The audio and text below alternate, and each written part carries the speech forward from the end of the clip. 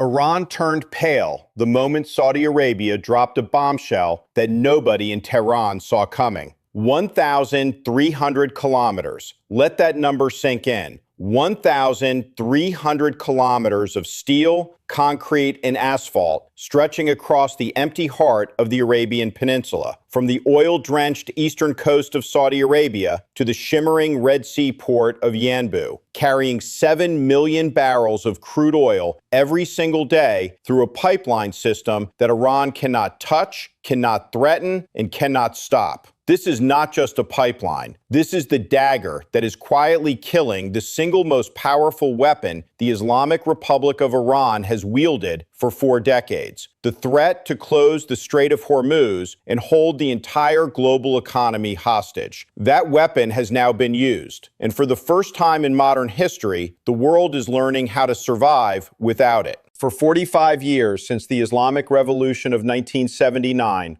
Iran has whispered the same threat into the ears of every Western strategist, every Gulf monarch, every oil executive on the planet. Cross us, and we shut down Hormuz. Sanction us, and 20% of the world's oil vanishes overnight. Attack us, and every barrel bound for Tokyo, Seoul, Mumbai, and Beijing stays locked inside the Persian Gulf forever. That threat was the invisible shield behind every negotiation, every nuclear deal, every diplomatic concession Tehran ever extracted from the international community. On February 28, 2026, Iran finally pulled the trigger. After the United States and Israel launched Operation Epic Fury, the coordinated air campaign that killed Supreme Leader Ali Khamenei and devastated Iran's military infrastructure, the Islamic Revolutionary Guard Corps did exactly what it had been threatening to do for decades.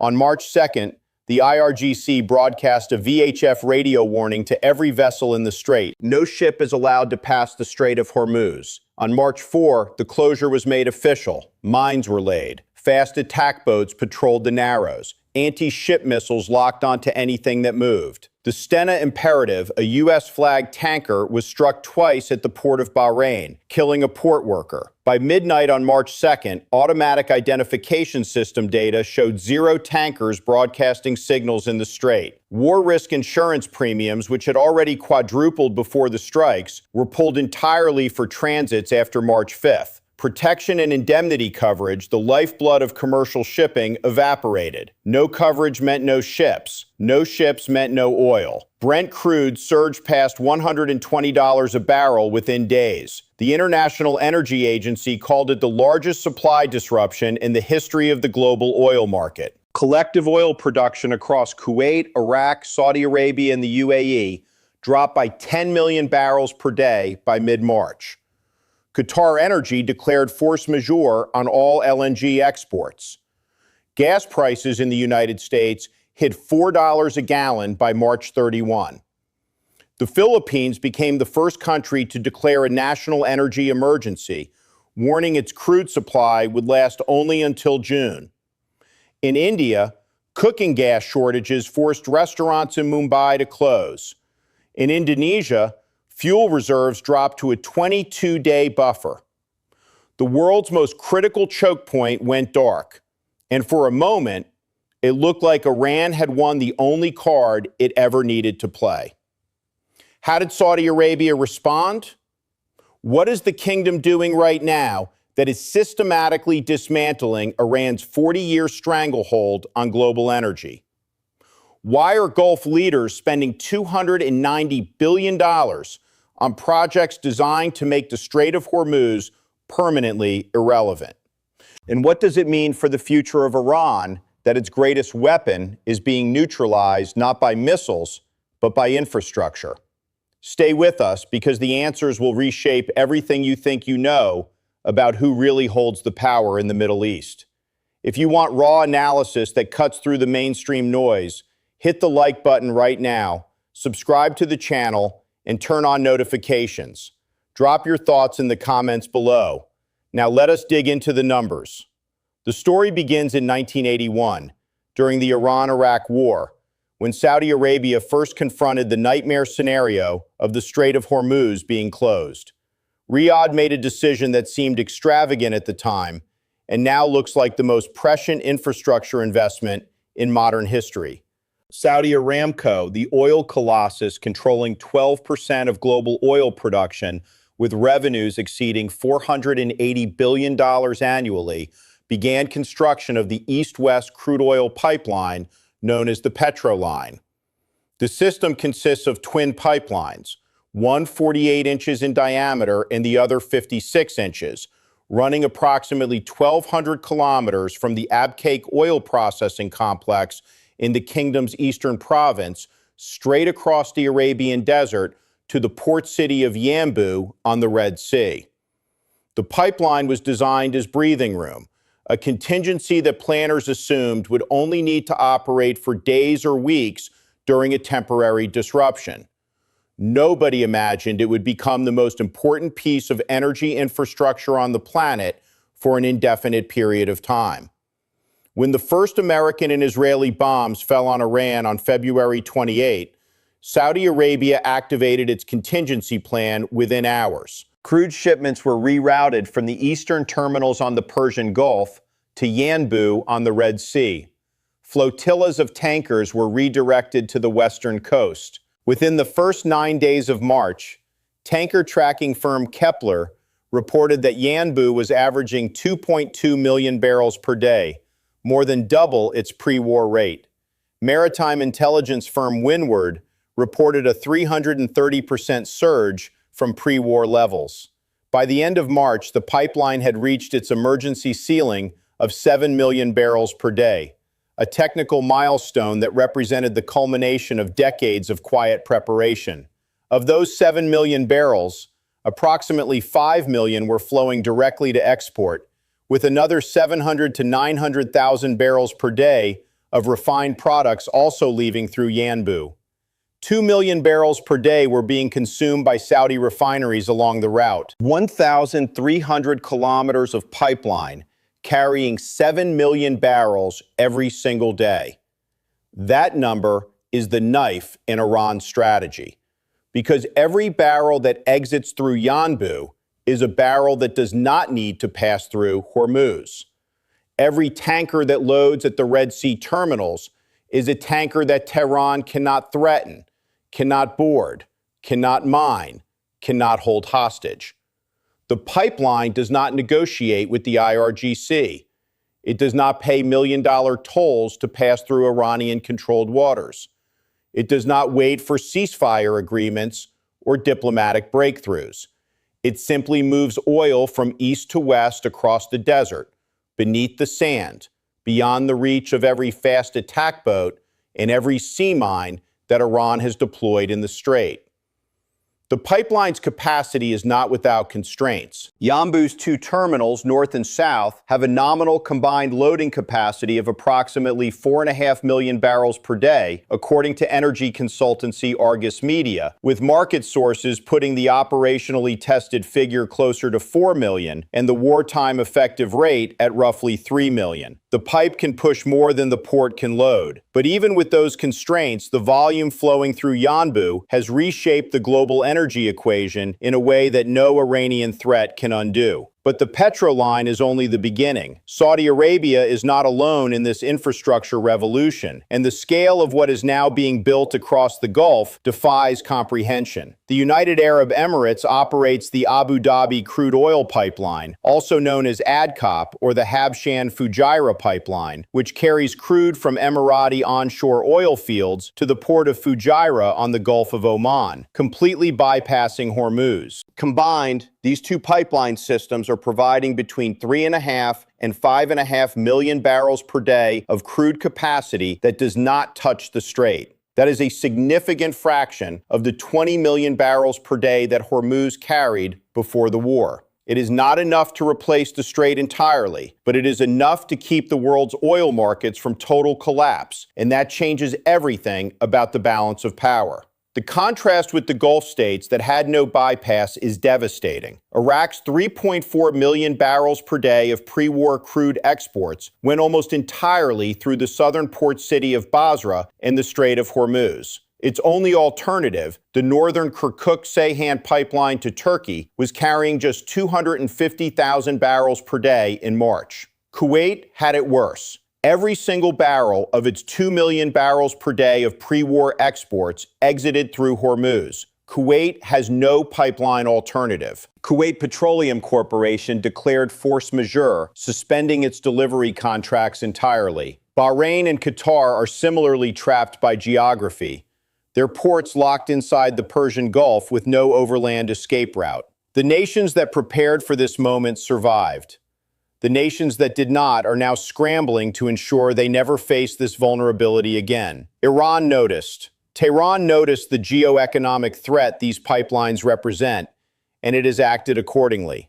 In April, an Iranian drone strike hit a pumping station on the East-West pipeline, knocking 700,000 barrels per day offline. Saudi Aramco, the engineering juggernaut with a market capitalization exceeding $1.7 trillion, had the line back at full capacity within 72 hours, 3 days. Iran threw its best weapon at the pipeline, and Saudi Arabia repaired the damage in 3 days. That single fact tells you more about the shifting balance of power in the Persian Gulf than any diplomatic communique or United Nations resolution ever could. Now, here is where the story becomes truly devastating for Tehran. The pipeline was the emergency response. What is coming next is the permanent restructuring of the entire Gulf's logistics architecture, designed to ensure that the Strait of Hormuz can never again be used as a weapon against the global economy. In late March 2026, Saudi Arabia Railways launched a dedicated freight rail corridor spanning over 1,700 kilometers, connecting the Persian Gulf ports of Dammam, King Fahd Industrial Port, and Jubail Commercial Port to the Al Haditha border crossing on the Jordanian border. Each train on this corridor can carry over 400 containers. The route provides direct rail access to Jordan and from there to the port of Aqaba on the Red Sea, creating a land bridge that moves containerized cargo completely around the Strait of Hormuz without touching a single nautical mile of Iranian-controlled water. Simultaneously, Egypt and Saudi Arabia have been building a parallel logistics corridor that connects European Mediterranean ports to Gulf markets through Egypt's Red Sea coast. Hundreds of tons of refrigerated and dry cargo have been flowing from the Italian port of Trieste on the Adriatic Sea to the Egyptian Mediterranean port of Damietta, then overland to the Red Sea port of Safaga, and from there to Saudi Red Sea ports like Dubai. This corridor is already operational, it is already moving goods, and it is already being described by Egyptian officials as a permanent alternative to Hormuz, one of 6 planned transportation routes designed to position Egypt as an international logistics hub. The Sumed Pipeline, a 320-kilometer system connecting Egypt's Red Sea coast to its Mediterranean coast, has seen oil flows surge by 150% since the start of the war, carrying Gulf crude to European refineries without passing through either Hormuz or the Suez Canal's most vulnerable stretches. Egyptian officials have described the new corridor as one of the few gains of the war, allowing Egypt to position itself as a regional logistics hub that provides GCC countries with permanent substitutes for both Hormuz and the Bab al-Mandab. This is not speculation. This is cargo moving on ships and trains right now, today, as you watch this. At a GCC summit in Jeddah, Gulf leaders reached a consensus that stunned analysts who have watched decades of Gulf infrastructure proposals stall and die. The leaders agreed to rapidly develop a regional railway network connecting Saudi Arabia to the UAE, Qatar, Oman, Kuwait, and Bahrain. The price tag for the full Gulf Railway project alone is $250 billion for approximately 2,100 kilometers of track linking all 6 Gulf Cooperation Council nations. Beyond rail, discussions are underway for a multinational network of oil and gas pipelines, power lines, and water systems.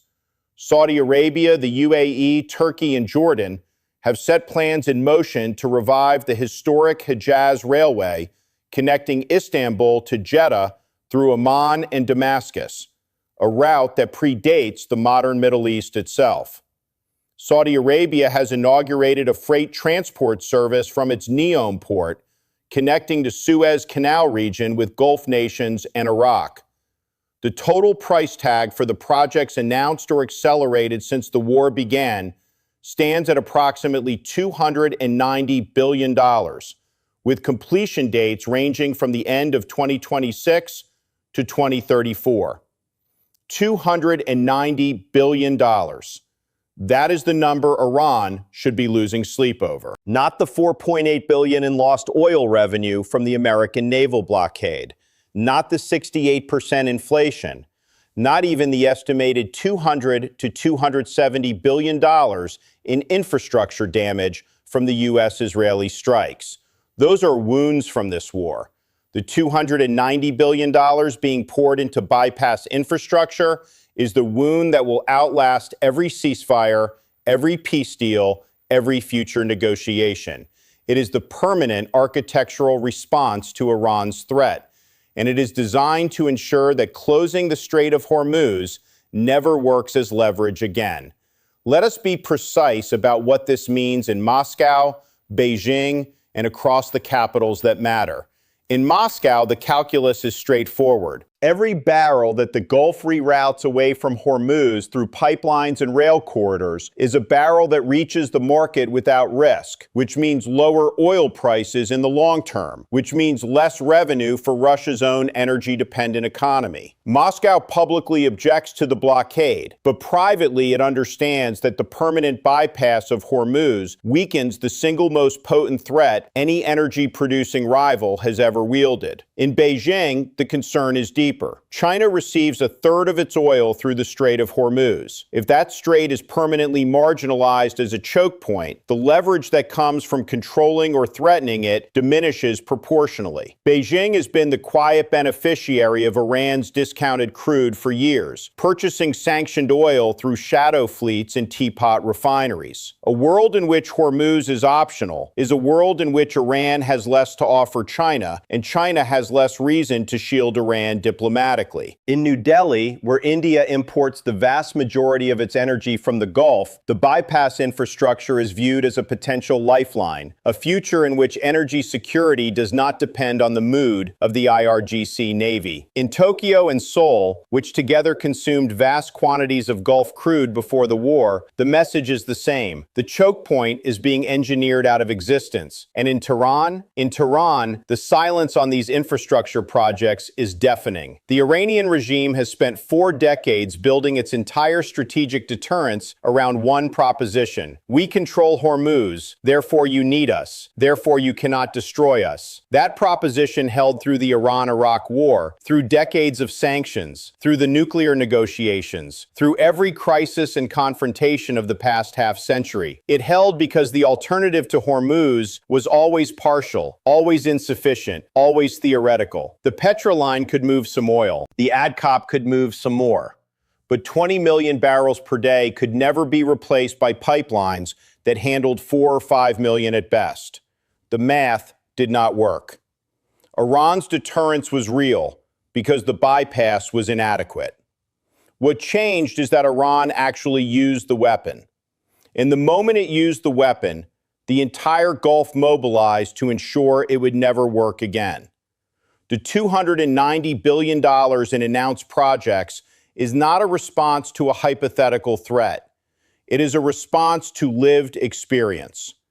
Every Gulf leader who watched their oil exports stop, their food imports collapse, their populations panic, and their economies crater, has now committed to a future in which no single actor can weaponize a 34-kilometer-wide strait against the global economy. The goal, stated explicitly by multiple Gulf officials, is to permanently divert 30 to 50% of all exports away from the Strait of Hormuz through Red Sea ports and overland corridors in the near term, with future phases targeting 70 to 80% diversion. First, the myth of Hormuz as an invincible weapon is dying. It is not dead yet. The bypass infrastructure currently handles only a fraction of pre-war Hormuz volume, and the full pipeline and rail network will take years to complete. But the trajectory is unmistakable. The strategic value of threatening Hormuz is declining with every kilometer of pipeline laid and every rail link opened.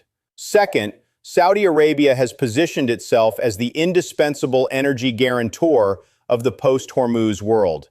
The kingdom that was already the world's swing producer and oil supplier of last resort has now demonstrated that it can keep crude flowing through a major choke point closure. Aramco's ability to repair a drone-struck pumping station in 72 hours is not just an engineering achievement. It is a strategic signal to every energy-importing nation on Earth that Saudi supply is resilient in ways that Iranian threats cannot overcome. Third, the infrastructure boom is creating facts on the ground that will outlast this war by decades. Rail lines do not get decommissioned when ceasefires are signed. Pipelines do not get shut down because negotiations resume. Port expansions do not get reversed because a new supreme leader decides to play nice. Every dollar spent on bypass infrastructure is a dollar that permanently reduces Iran's strategic leverage, regardless of what happens at the negotiating table in Islamabad, Geneva, or anywhere else. Fourth, Iran's own bypass infrastructure has failed the test. Tehran built its own Hormuz workaround, a 1,000-kilometer pipeline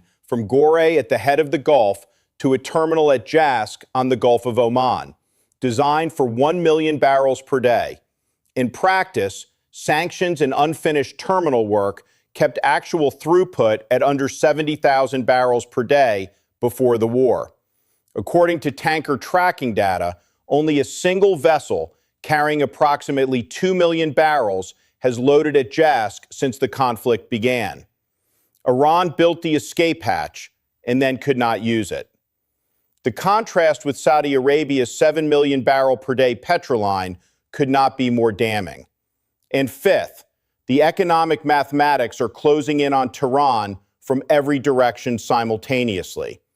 The American naval blockade has cost Iran $4.8 billion in lost oil revenue. 41 tankers carrying 69 million barrels of crude sit stranded with no buyers. The IMF projects Iran's GDP will shrink by 6.1% this year, with inflation approaching 70%. The rial has collapsed to a record low. Infrastructure damage from the strikes runs into the hundreds of billions. Oil storage at Karg Island is filling up, and Iran may be forced to shut in wells, a process that risks permanent reservoir damage and could take years to reverse. Senior Iranian economic officials have reportedly warned President Pezeshkian that rebuilding the economy could take more than a decade. And now, on top of all of that, the Gulf states are spending $290 billion to ensure that Iran's last remaining card, the Hormuz card, is permanently taken off the table. 1,300 kilometers. That is the distance across the Arabian Peninsula from the oil fields to the Red Sea. It is also the distance between the old Middle East, where Iran's threat to close Hormuz shaped every strategic calculation, and the new Middle East, where that threat is being buried under steel, concrete, and rail ties. The pipeline is pumping, the trains are running, the ports are loading, and in Tehran, the architects of the Hormuz strategy are watching their life's work being rendered obsolete by the very nations they spent decades holding hostage. The bill for 4 decades of threats has finally arrived. It is denominated in kilometers, barrels, and billions, and Iran has no answer for it. What do you think? Can Iran survive a world where Hormuz no longer matters? Or is this the beginning of the end for Tehran's strategic leverage? Drop your honest thoughts in the comments below. We read every single one. If this analysis opened your eyes, hit the like button, subscribe to the channel, and turn on notifications so you never miss a briefing. Until next time, stay sharp.